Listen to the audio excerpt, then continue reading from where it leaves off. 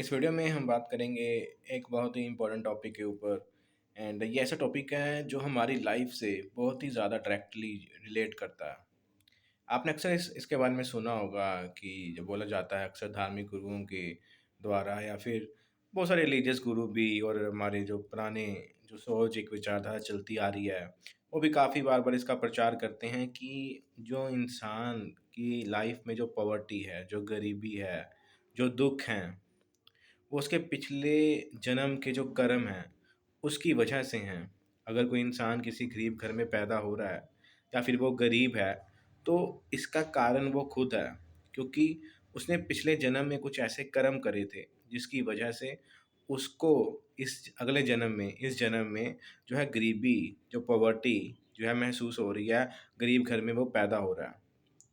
तो वो क्या करते हैं कि इंसान की गरीबी को उसके पिछले जन्म के कर्मों से जोड़ते हैं। और ये भी बोलते हैं कि जो इंसान अमीर हैं, जो अच्छे परिवार में पैदा हो रहे हैं, जो एक खुशहाल ज़िंदगी जी रहे हैं, एक अच्छी लाइफ जी रहे हैं, उसका कारण उसके पिछले जन्म के कर्म हैं। उसने पिछले जन्म में अच्छे कर्म करे थे जिसकी वजह से उसको इस जन्म में खुशहाली, संसाधन, रिसोर्सेज़ सब मिल रहे हैं।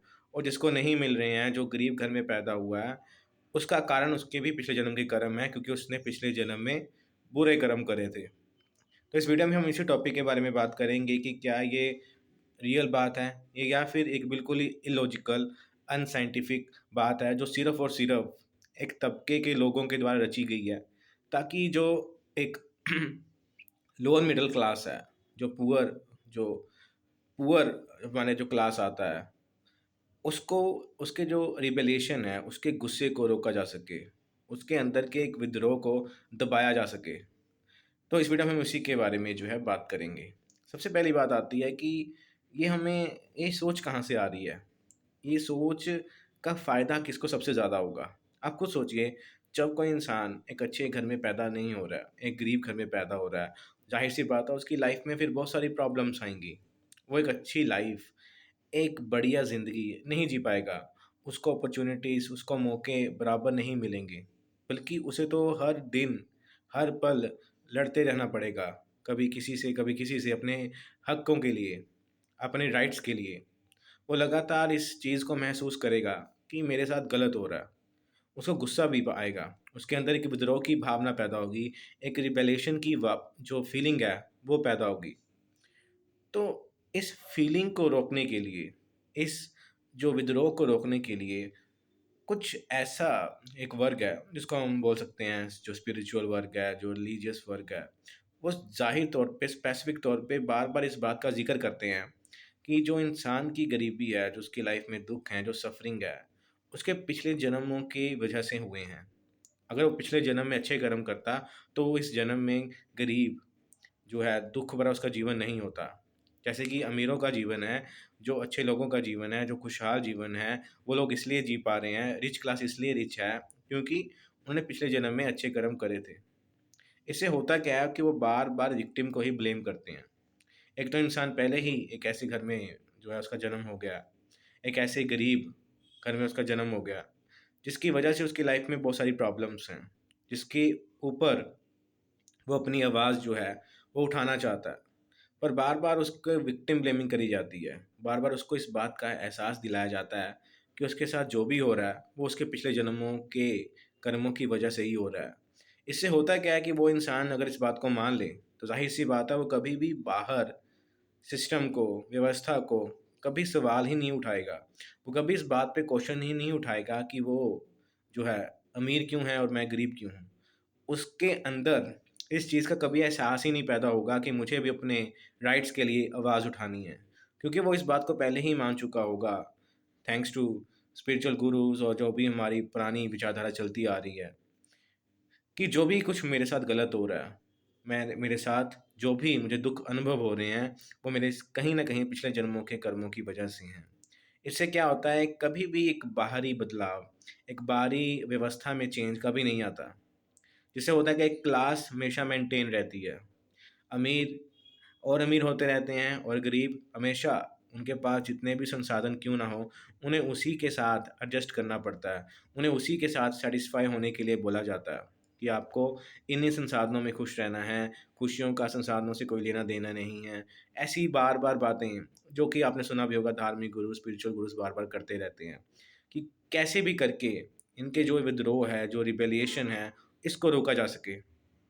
क्योंकि जैसे ही इंसानों के अंदर ये समझ आनी शुरू हो जाएगी, कैसे भी लोग जो हैं इसको समझने लगेंगे कि मेरे साथ जो भी हो रहा है वो किसी पुराने कर्मों की वजह से नहीं है।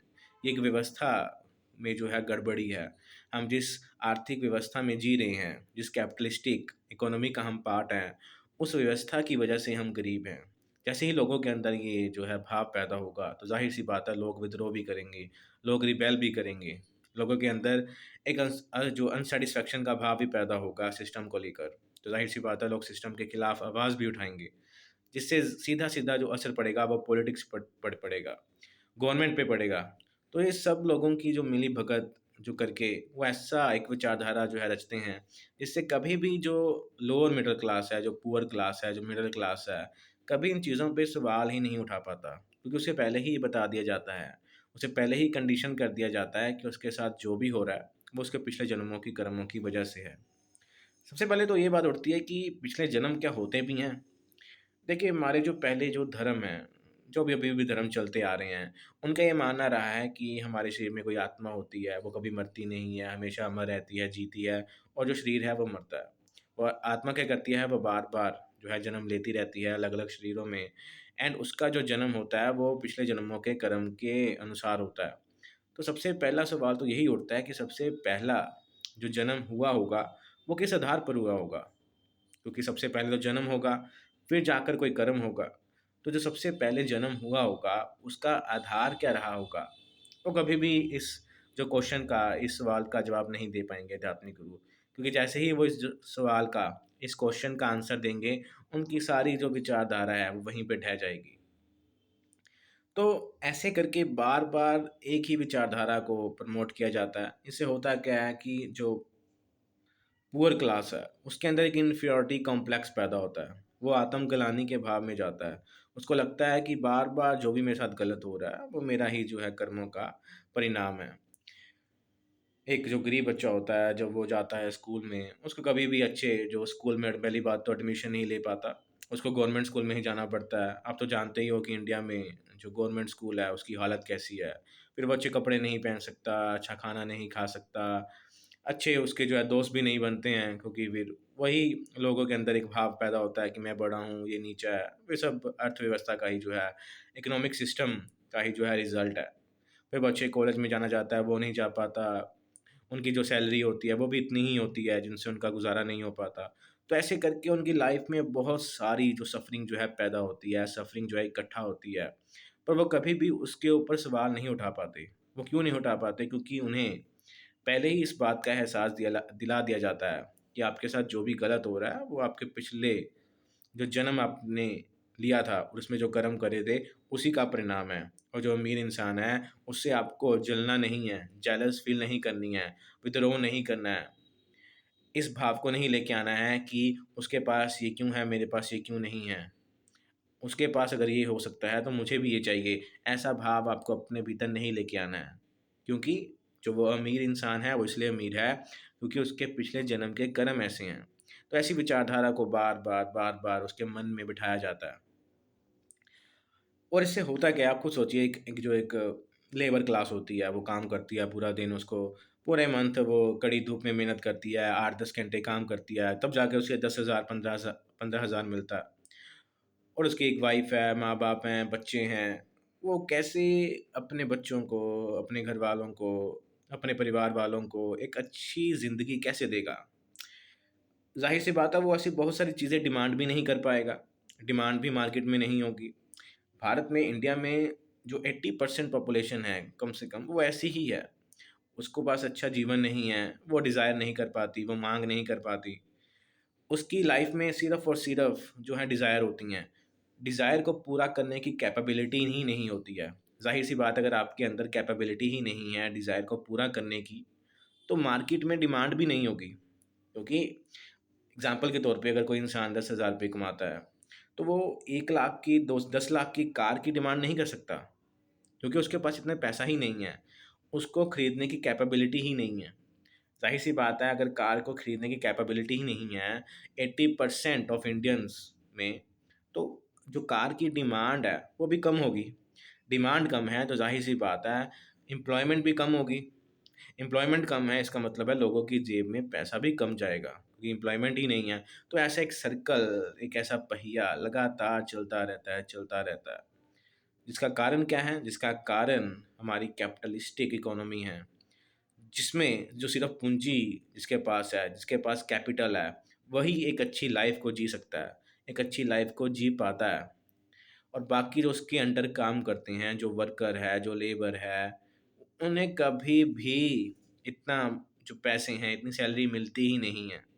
और वो मिल भी नहीं सकती है, क्योंकि कैपिटलिस्टिक जो सोसाइटी है, कैपिटलिस्टिक जो इकोनॉमी है, उसकी ये लिमिटेशन है, उसका ये असर है, उसका ये प्रभाव है। जैसे हम पानी पीते हैं तो हमारी प्यास बुझती है, हम आग के पास जाते हैं तो हमें गर्मी लगती है। ये गर्मी लगना क्या है? प्रभाव है। उसी तरह से कैपिटलिस्टिक जो इकोनॉमी होती है, उसका ये प्रभाव होता है कि जो उसमें जो 80% जो पॉपुलेशन है, जिसके पास रिसोर्स नहीं है, जो कैपिटल नहीं है, उसका हमेशा शोषण होता रहेगा, उसका एक्सप्लॉयटेशन हमेशा होता रहेगा।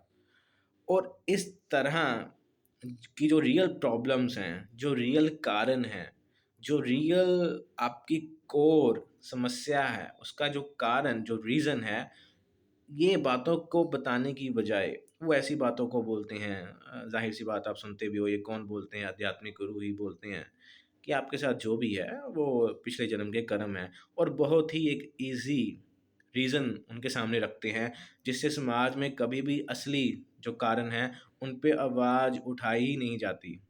उन पे कभी बोला ही नहीं जाता और लोग इस बात को एक्सेप्ट कर लेते हैं, मान लेते हैं कि यही जो है सच है।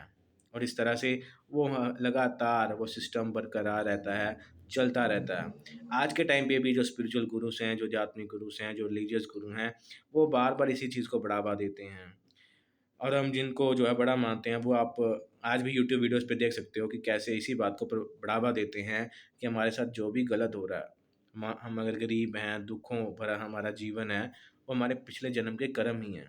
इसे सोचिए, अगर आप ऐसा मानते हैं तो आप कैसे एक समाज को जो है प्रोग्रेस करेगा? एक समाज कैसे तरक्की करेगा अगर वो समस्या के रियल रीज़न को ही नहीं समझ पाता है? और उसको समस्या इस बात में लगती है कि जो हो रहा है वो पिछले जन्म की वजह से हो रहा है। अगर ज़ाहिर-सी बात है, अगर पिछले जन्म की वजह से ये हो रहा है, तो जो समस्या का समाधान करने की कोई ज़रूरत ही नहीं बनती है। क्योंकि अभी जो हो रहा है वो तो एक रिज़ल्ट है, और जीवन आगे जैसे बढ़ता जाएगा वो एक रिज़ल्ट ही होगा। अगर कोई गरीब हो रहा है तो उसको रिज़ल्ट हो रहा है, कोई उसके साथ गलत हो रहा है तो उसका रिज़ल्ट है। कभी भी एक्शन पे बात ही नहीं उठेगी। और ये ऐसे ही चीज़ें चलती रहती हैं और इसका कभी सॉल्यूशन निकल नहीं पाता, क्योंकि समस्या का रियल कॉज़ वो पहचानने ही नहीं देते। और इसी तरह से जो है प्रॉब्लम्स आगे बढ़ती रहती हैं। मुझे उम्मीद है आपको ये वीडियो अच्छी लगी होगी, और आपको लगता है कि मैंने कुछ गलत बोला है तो आप कमेंट सेक्शन में ज़रूर बताइएगा। Thank you.